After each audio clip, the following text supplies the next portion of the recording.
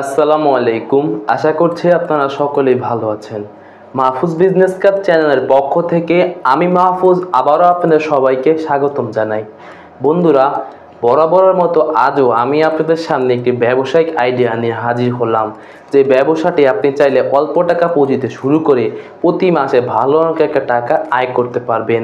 বন্ধুরা, প্রতিবারই আমি একটি বিজনেস আইডিয়া নিয়ে আপনাদের মাঝে হাজির হই, তো বরাবরের মতো আজও কিন্তু ব্যতিক্রম নয়। তো আজকের ভিডিওতে আমরা এমন একটি ব্যবসা নিয়ে আলোচনা করব যে ব্যবসার প্রোডাক্টের চাহিদা বর্তমানে প্রচুর পরিমাণে রয়েছে। আপনি এই প্রোডাক্টটি বিক্রি করে শেষ করতে পারবেন না। আর মজার ব্যাপার হলো, আপনার এই প্রোডাক্টে প্রোডাকশন করতে হবে না, আপনি শুধুমাত্র কিনে এনে জাস্ট বিক্রি করবেন। তো অবশ্যই আপনারা একটু আন্দাজ করছে, কিন্তু আমি বলে দিচ্ছি আজকের ব্যবসার আইডিয়াটি কি। আজকের ব্যবসাটি হলো খেলনা মার্কেটিংয়ের ব্যবসা।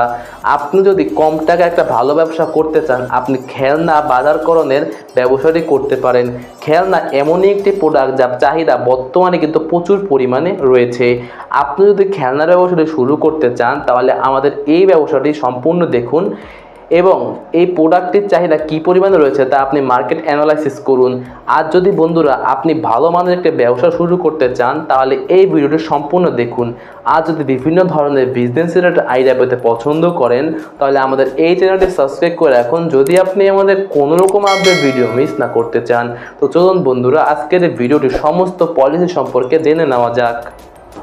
ব্যবসার প্রথম অবস্থায় আপনাকে মিনিমাম 10 থেকে 15,000 টাকা মূলধন আনতে হবে। যেহেতু আপনি পাইকারি মালগুলো কিনে মার্কেটিং করবেন, সেহেতু কিছু মূলধনের প্রয়োজন আছে। আপনার কাছে যদি 10 থেকে 15,000 টাকা মূলধন থেকে থাকে, তাহলে আপনি ব্যবসাটি খুব সহজে শুরু করতে পারবেন। বন্ধুরা, এই ব্যবসাটি আপনি চাইলে দুইটি উপায়ে করতে পারবেন। এক নাম্বারটি হলো, আপনি চাইলে পাইকারি মাল কিনে আবার পাইকারি আপনি আপনার লোকাল মার্কেটে সেল করতে পারেন। আর 2 নাম্বার হলো, আপনি চাইলে বিভিন্ন মেলায় এবং বিভিন্ন শপে একটা দোকান দিয়ে আপনি ব্যবসাটি শুরু করতে পারেন। তো প্রথমেই আমরা 1 নাম্বার উপায়টি নিয়ে আলোচনা করি। আপনাকে যদি এই ব্যবসাটি শুরু করতে হয়, আপনাকে চলে যেতে হবে ঢাকার চকবাজারে। ঢাকার চকবাজার বাংলাদেশের মধ্যে সবচেয়ে বড় পাইকারি একটি মার্কেট। সেখান থেকে আপনি পাইকারি দামে খেলনা কিনে আনতে পারবেন। আপনি বিশ্বাস করতে পারবেন না যে এই দাম এত। আপনি বিক্রি করবেন 10 টাকা, কিনবেন 2 টাকায়। তাহলে বুঝতেই পারছেন কি পরিমাণ প্রফিট এই ব্যবসার ভিতরে রয়েছে। এখন আপনি বলতে পারেন যে এত লাভের ব্যবসা কিন্তু সবাই করছে না কেন? বন্ধুরা, সবাই কিন্তু সব ব্যবসা সম্পর্কে জানে না। আপনি যদি আগে জানেন, তাহলে আপনিই শুরু করতে পারেন সবার প্রথমে। তো বন্ধুরা, আপনাকে প্রথমে ঢাকা চকবাজার থেকে এই প্রোডাক্টগুলো কিনতে হবে। তারপরে বন্ধুরা, আপনি আপনার বাসায় এসে একটা লিস্ট তৈরি করতে পারেন যে কি কি প্রোডাক্ট আপনার কাছে রয়েছে।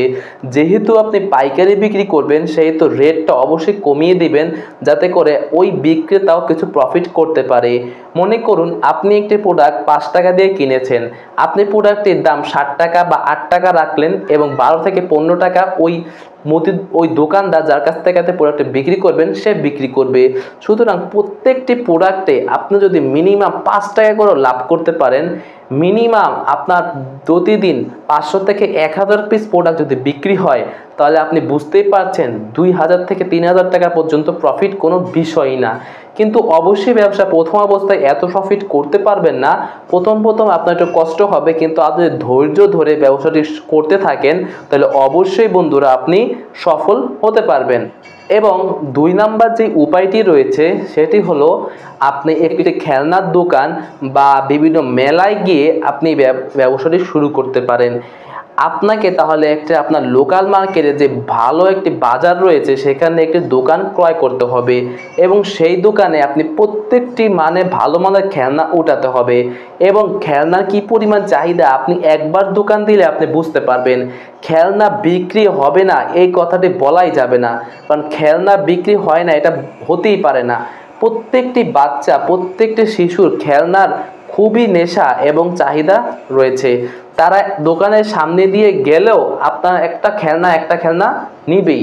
এবং বাচ্চা যদি খেলনা পছন্দ করে, তাহলে তো বাবা মাকে কিনে দিতেই হবে এবং সাথে সাথে আপনার ব্যবসাও সম্প্রসারণ হবে।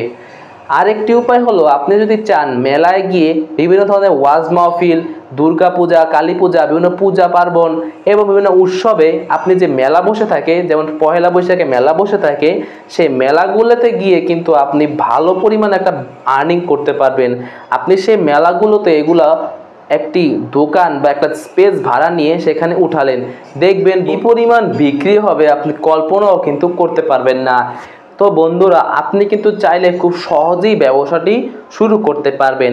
এখন আসা যায় কি পরিমাণ প্রফিট আপনার এই ব্যবসা থেকে হতে পারে। এই ব্যবসা করার জন্য আপনাকে খুব টাকার প্রয়োজন নেই, খুব ঝামেলার প্রয়োজন নেই, আপনি খুব সহজেই ব্যবসাটি শুরু করতে পারবেন। এই ব্যবসায় শুরু করলে আপনি মিনিমাম মাসে 15 থেকে 20,000, এমনকি 30 থেকে 40,000 টাকাও ইনকাম করতে পারবেন। এখন ইনকামটা আপনার নির্ভর করবে আপনি কীভাবে ব্যবসাটি করছেন।